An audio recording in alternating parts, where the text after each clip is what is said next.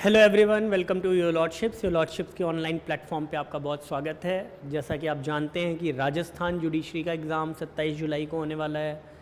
आपके Uttarakhand judiciary prelims के exams की भी नोटिफिकेशन आ गई है, वो भी आपका 31 अगस्त को नोटिफाई कर दिया गया है, उसका भी एग्ज़ाम होने वाला है। सो इन दोनों एग्ज़ाम्स को देखते हुए हम आपके लिए MCQs की एक सीरीज़ लेके आए हैं। So today I am going to discuss the questions of CRPC or BNSS which are generally asked in your prelims examinations. So let's start with the MCQ series of your lordships. So the first subject that we are going to discuss is CRPC. अगर हम CRPC के questions को देखें जो generally हमारे exams में आते हैं तो वो इस तरह से आते हैं। ये questions हैं, इस तरह से ये आपसे पूछे जाते हैं। देखिए पहला क्वेश्चन जो हमारा है वो ये पूछ रहा है which section of the criminal procedure code provides that all offences under the Indian penal code shall be investigated inquired into according to the provisions of CRPC। ये उत्तराखंड जुडिशियल सर्विसेज एग्जाम के 2018 में पूछा गया क्वेश्चन है और इसके 4 options दिए हैं, सेक्शन 3, सेक्शन 4, सेक्शन 5, सेक्शन 6। बहुत ही सिंपल सेक्शन बेस्ड क्वेश्चन था। 2 नंबर में ये क्वेश्चन पूछा गया था। इसका आंसर देखते हैं। इसका आंसर क्या है?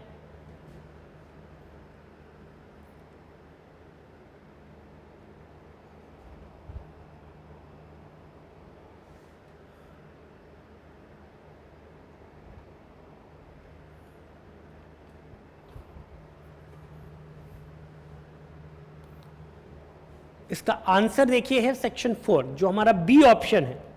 B option is the answer. क्यों सेक्शन 4? वो भी देखते हैं कि सेक्शन 4 इसका ऑप्शन क्यों है।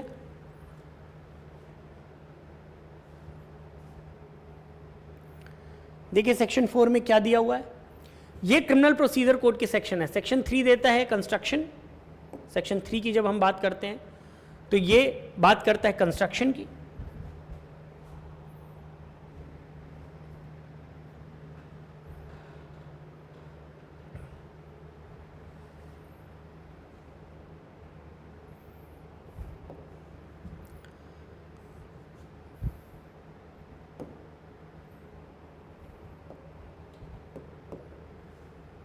यहां देखिए सेक्शन 4 बात करता है trial of offences under the Indian penal code and other laws.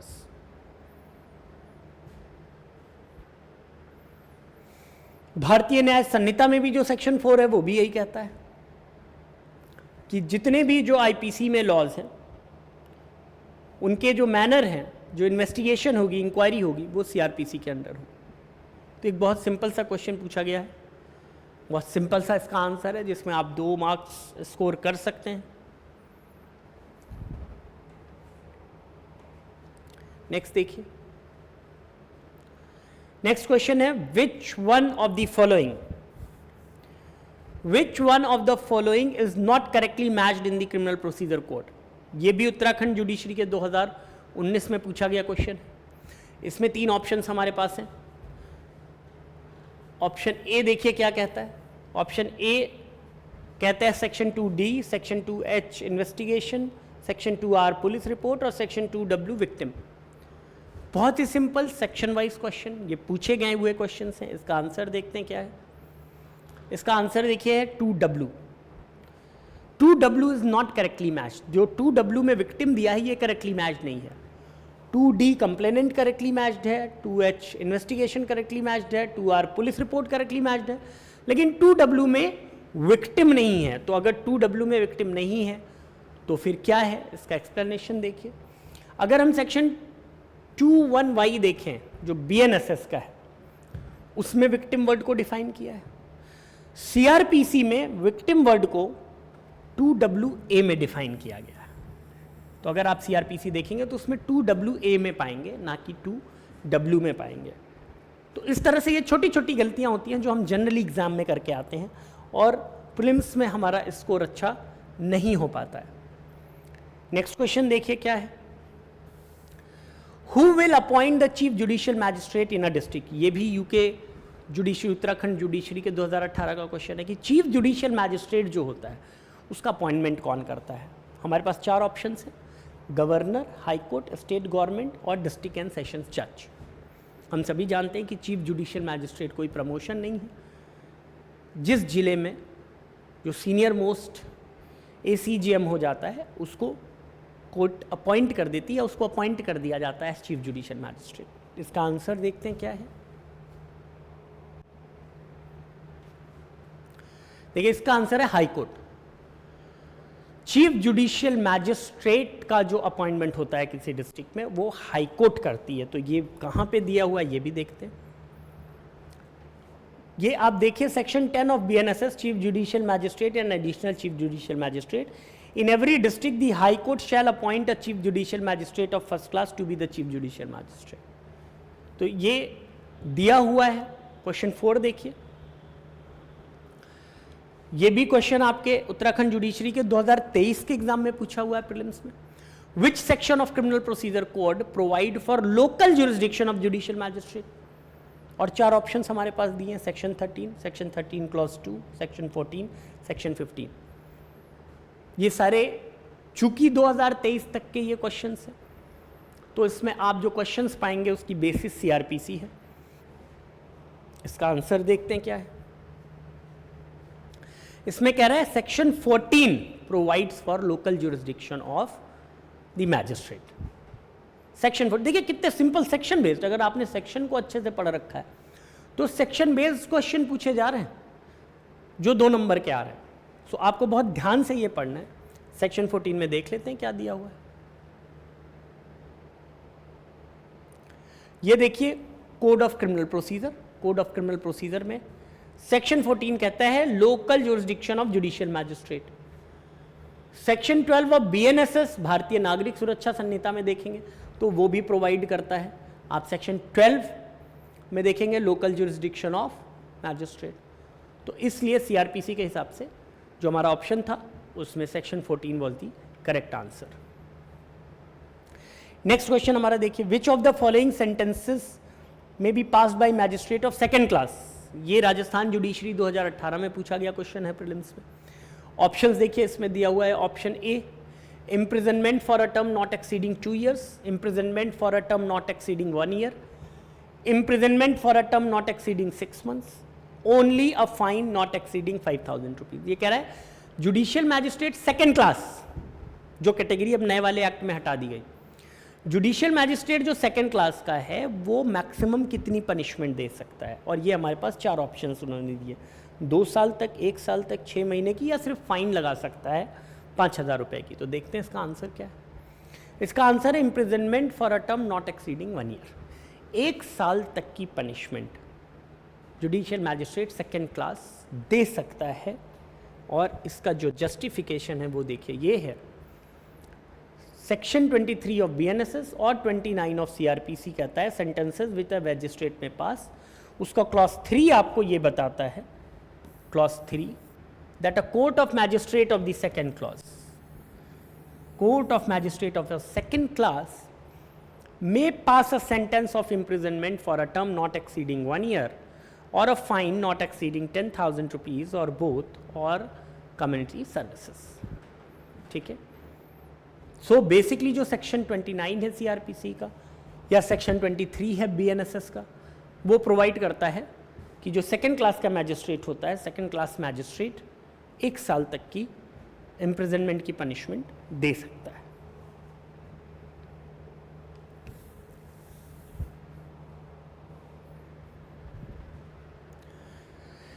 Next question देखिए, ये भी RJS के 2018 में पूछा गया क्वेश्चन है प्रीलिम्स का। Under the criminal procedure code 1973, which one of the following courts can try a murder case, can try a murder case. Murder case को कौन सी कोर्ट ट्राई कर सकती है। और हमारे पास जो ऑप्शंस है वो देखिए, magistrate of first class, chief judicial magistrate, sessions जज, एनी ऑफ द कोर्ट्स। ये 4 ऑप्शन दिए हुए हैं। इसमें देखते हैं कि करेक्ट ऑप्शन कौन सा है। तो इसका करेक्ट ऑप्शन है ऑप्शन C, सेशंस जज। सेशंस जज जो है वो जो मर्डर का केस है उसका ट्रायल कर सकता है। इसका जो एक्सप्लेनेशन या जस्टिफिकेशन है वो क्या है? देखिए, under the CRPC 1973 and BNSS 2023, a court of session is competent to try a murder case as it is a serious offense punishable with death or life imprisonment. तो जो इसके शेड्यूल दिए हुए हैं, आप अगर शेड्यूल में देखेंगे तो उसमें दिया है कि कौन सा ऑफेंस कौन सी कोर्ट ट्राई करेगी. So this is an offence which is exclusively tribal by court of session. तो इसलिए इसका ऑप्शन, इसका आंसर कोर्ट ऑफ सेशन है. इस तरह के बहुत सिंपल तरह के आपसे क्वेश्चंस पूछे जाते हैं जहां पे आप गलतियां कर देते हैं, जो आपको नहीं करनी है. बहुत इजी क्वेश्चन है ये. विच of the following sentences a high court can pass? ये भी 2018 के उत्तराखंड जुडिशरी में पूछा है कि हाई कोर्ट किस तरह की पनिशमेंट, किस तरह के सेंटेंसेस को पास कर सकता है. देखिए ऑप्शंस में हमारे पास क्या क्या है. ऑप्शंस में है डेथ सेंटेंस, क्या हाई कोर्ट डेथ सेंटेंस दे सकता है. इम्प्रिजनमेंट फॉर लाइफ, क्या high court imprisonment for life दे सकता है. रिगरस इम्प्रिजनमेंट, क्या सश्रम कारावास की सजा हाई कोर्ट दे सकता है. Any sentence authorised by law, या लॉ द्वारा ऑथराइज कोई भी सेंटेंस हो, कोई भी पनिशमेंट हो, वो हाई कोर्ट दे सकता है. इसका आंसर देखते हैं क्या है. इसमें देखिए आंसर है any sentence authorise by law. High court के ऊपर किसी भी तरह की पनिशमेंट देने की कोई पाबंदी नहीं होती है, कोई रेस्ट्रिक्शन नहीं होती है. It's a constitutional court, it's a high court. High court law के द्वारा जितनी भी पनिशमेंट्स प्रोवाइडेड हैं उनकी पनिशमेंट्स अवॉर्ड कर सकता है. उसके ऊपर किसी भी तरह की कोई रेस्ट्रिक्शन नहीं होती है. सेक्शन 22 ऑफ BNSS कहता है sentences which a high court and sessions जजेस में पास. उसका क्लॉज 1 कहता है high court may pass any sentence authorised by law. May pass any sentence authorised by law. ठीक है. इसके बाद देखिए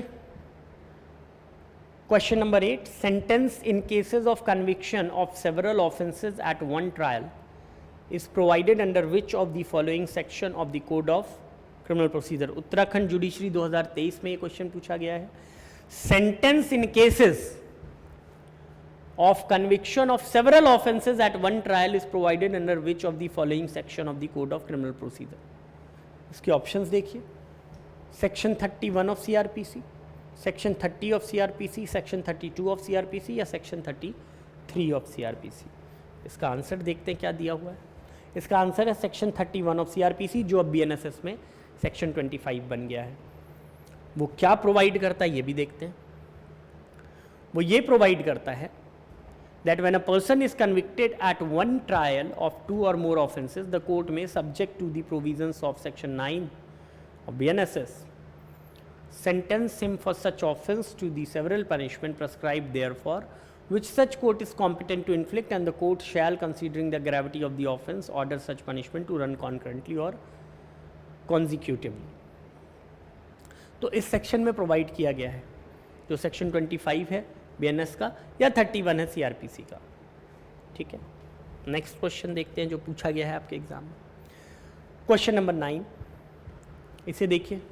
ये भी आपका राजस्थान जुडिशरी का क्वेश्चन है प्रीलिम्स का. Which of the following section of CRPC provides public to give information to certain offences to the police officer? कौन सा ऐसा सेक्शन है CRPC का जो ये एक ड्यूटी लगाता है कि आपको ऑफेंस की इंफॉर्मेशन एक पब्लिक सर्वेंट को, पुलिस ऑफिसर को देनी है. ऑप्शंस देखिए क्या है. Section 38 of CRPC, section 40 of CRPC, section 39 of CRPC और ऑल ऑफ द अबव. इसका आंसर देखते हैं. आंसर क्या है. इसका आंसर है सेक्शन 39 ऑफ CRPC, जो अब 33 ऑफ BNSS बना दिया गया है. ठीक है. सेक्शन 39, उस 39 में क्या दिया हुआ है ये देखते हैं. देखिए क्या दिया है. ये कहता है aid to person other than police officer executing warrant.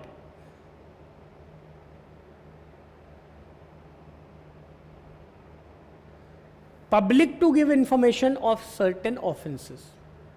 Public to give information to certain offences. तो जो पब्लिक है उसको कोई भी ऑफेंस हो रही है उसकी जानकारी पुलिस ऑफिसर को देनी है. नेक्स्ट क्वेश्चन देखिए. ये भी आपका राजस्थान जुडिशरी का क्वेश्चन पूछा हुआ है. ये क्या है. In which section of the code of criminal procedure 1973 it has been provided that every person is bound to assist a police officer or magistrate regarding any offence. क्या दे रहा है? In which section of the Code of Criminal Procedure 1973 it has been provided that every person is bound to assist a police officer or magistrate regarding any offence. Again options हैं under section 34 of CRPC, 35 of CRPC, 36 of CRPC और 37 of CRPC. Answer देखिए क्या है? Answer कह रहा है section 37 of CRPC जो अब 31 ऑफ BNSS बन गया है। देखिए ये क्या प्रोवाइड करता है? Public when to assist magistrate and police officer. Every person is bound to assist a magistrate or police officer reasonably demanding his aid in the taking or preventing the escape of any other person, in the prevention or suppression of breach of peace, in the prevention of any injury attempted to be committed to any public property. तो ये section mandatory करता है कि आपको assist करना है magistrate को या पुलिस को।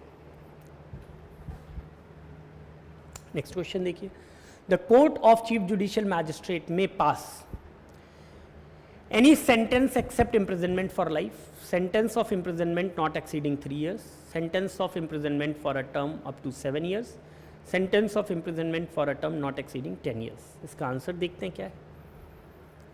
इसका आंसर है sentence of imprisonment for a term up to 7 years।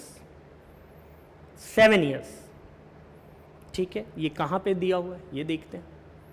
ये देखिए आपके सेक्शन 23 ऑफ BNSS में दिया हुआ है, उसका क्लॉज 1 कहता है the court of chief judicial magistrate may pass any sentence authorised by law except a sentence of death or imprisonment for life or of imprisonment for a term exceeding 7 years, जो कि पहले CRPC में same यही चीज़ दी हुई थी कि जो chief judicial magistrate है वो कोई भी टर्म पास कर सकता है, pass any sentence authorised by law except sentence of death, imprisonment for life or imprisonment for a term exceeding 7 years। मतलब वो जो मैक्सिमम पनिशमेंट दे सकता है वो 7 साल की है।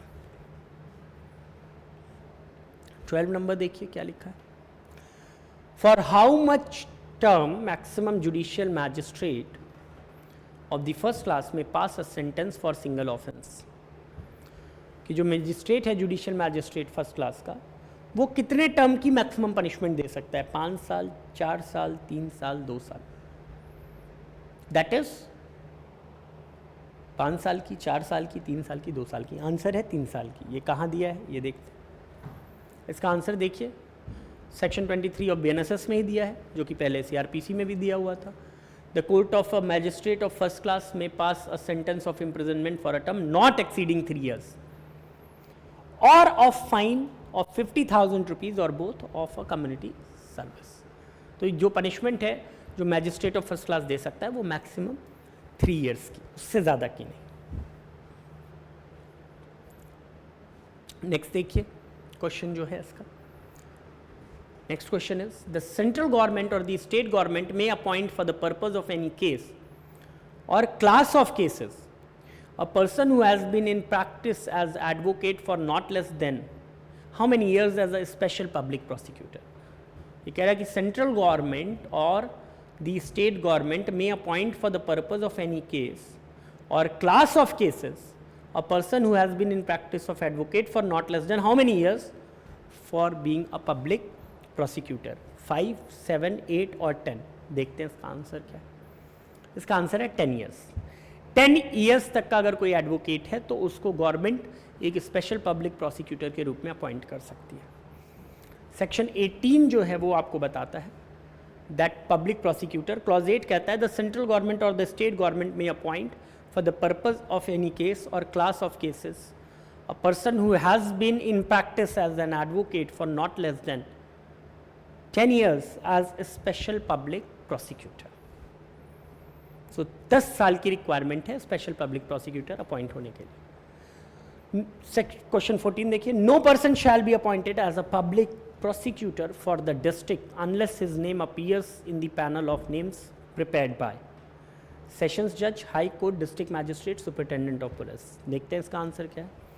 इसका आंसर है district magistrate. District magistrate will prepare a panel, then only any person can be appointed as a public prosecutor. ये कहाँ पे दिया हुआ है ये देखिए सेक्शन 18 में ही दिया हुआ है। क्लॉज 5 में that no person shall be appointed by the state government as the public prosecutor, additional public prosecutor for the district unless his name appears in the panel of names prepared by the district magistrate under subsection 4. Next question देखिए. Under the scheme of criminal procedure code non cognizable offences are private wrongs, public wrongs, both public private wrongs, none of the above. इसका answer देखते हैं क्या है. It's private wrongs.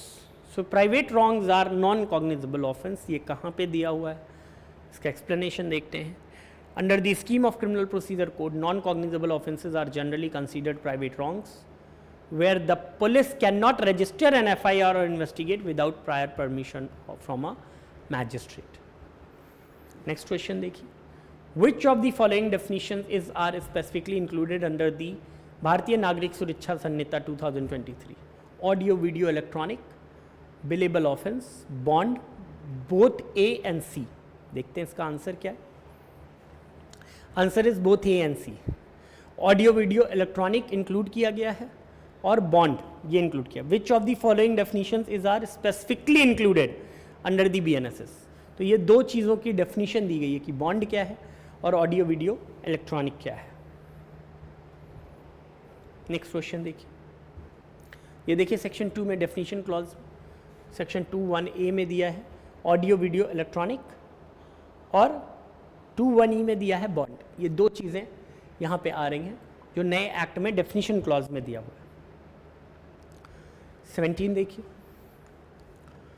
Under the BNSS who is empowered to make orders regarding the distribution of business among additional sessions judges and provisions for disposal of urgent application in their absence or inability to act. मैं फिर से question पढ़ रहा हूँ, ये नए act का provision है. Under the BNSS who is empowered to make orders regarding the distribution of business among additional session judges and the provision for disposal of urgent application in their absence or inability to act. Chief Judicial Magistrate, District Magistrate, Sessions Judge, High Court. देखते हैं इसका answer क्या है. Answer is sessions जज. जो district जज होगा या सेशंस जज होगा वो एडिशनल डिस्ट्रिक्ट और सेशंस जजेस के बिजनेस जो हैं वर्क हैं उनका डिस्ट्रीब्यूशन करेगा. ये कहाँ पे दिया हुआ है? सेक्शन 8 दिया है court of session. Clause 7 and 8 कहता है द सेशंस जज may from time to time make orders consistent with the संहिता as to the distribution of the business among such additional sessions जजेस. और क्लॉज 8 कहता है द सेशन जज may also make provision for disposal of any urgent application in the event of his absence or inability to act. So this is very clear that sessions judge will distribute the business among the additional session judges. Next question देखिए. The state government may appoint for such term as it may think fit, fill in the blank, to be known as a special executive magistrate for particular areas for performance of particular function and confer on such a special executive magistrate such of the powers as are conferable under this Sanhita on executive magistrate as it may deem fit. Options देखिए. Executive magistrate or any police officer not below the rank of superintendent of police or equivalent. Executive magistrate and any police officer not below the rank of superintendent of police or equivalent. Executive magistrates.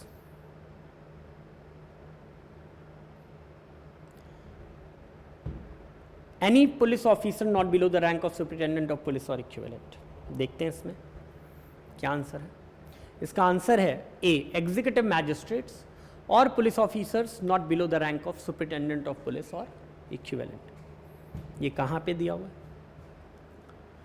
ये section 15 of BNSS में कहता है that the state government may appoint for such term as it may think fit executive magistrates or any police officer not below the rank of superintendent of police or equivalent to the known as a special executive magistrate for particular areas or for the performance of particular functions and confer on such a special executive magistrate such of the powers as are conferable under this Sanhita on executive magistrate as is deemed fit. Next question देखिए. ये सब बहुत छोटे छोटे questions हैं, बहुत normal section based question है जो आपके जुडिशरी प्रीलिम्स के एग्जाम में आते हैं और जनरली स्टूडेंट्स इसको गलत करके आते हैं. Under the BNSS 2023 in the absence of any available assistant public prosecutor For a particular case, the district magistrate may appoint any other person as assistant public prosecutor after giving how many days notice to state government? After 7 days notice, a police officer below the rank of sub-inspector. After 10 days notice, any person related to the victim. After 14 days notice, a police officer who participated in investigation or is below the rank of inspector. After 30 days notice, a police officer of the rank of inspector of or above. इसका answer देखिए क्या है, इसका answer C है. After 14 days notice, a police officer who participated in the investigation or is below the rank of inspector. ये कहाँ पे दिया हुआ है? सेक्शन 19 में दिया हुआ है, असिस्टेंट पब्लिक प्रोसिक्यूटर. ठीक है. और यहाँ पे दिया है that the district magistrate may appoint any other person to be the assistant public prosecutor in charge of that case after giving notice of 14 days to the state government, provided that no police officer shall be eligible to be appointed as assistant public prosecutor if he has taken any part in the investigation into the offence with respect to which the accused being prosecuted or is below the rank of inspector. Am I clear to you? So इसका answer यहाँ पे लाई कर. Next question देखिए. imprisonment in default of payment of fine can be awarded. A. To run concurrently with substantive sentence imposed. In addition to the substantive sentence imposed, court can condone it. None of these. Imprisonment in default of payment of fine can be awarded to run concurrently with substantive sentence imposed. In addition to the substantive sentence imposed, court can condone it. None of the above. इसका answer देखते हैं क्या है. Answer है in addition to the substantive sentence imposed. Substantive sentence जो impose हुई है उसके बाद फाइन लगी है, फाइन आप नहीं पे कर पाते हैं तो उसके डिफ़ॉल्ट में जो पनिशमेंट मिली है उससे एडिशन में आपको पनिशमेंट सर्व करना पड़ेगा. ये कहाँ पे दिया हुआ है? इसका एक्सप्लेनेशन सेक्शन 30 ऑफ BNSS में दिया हुआ है, जिसका क्लॉज 2 देखिए कह रहा है the imprisonment awarded under this section may be in addition to substantive sentence of imprisonment for the maximum term awardable by magistrate under section 29. ये कहता है sentence of imprisonment in default of fine. So these are the questions which are asked in your prelims examination and which are very basic in nature. Generally the students do not go through in detail thoroughly each sub clauses of the section, and that is where they give the wrong answer. So this series is specifically designed for the prelims examinations and will be coming up with the next session of this series very soon. So for more details kindly subscribe our channel and visit to our website yourlordships.in. Thank you so much.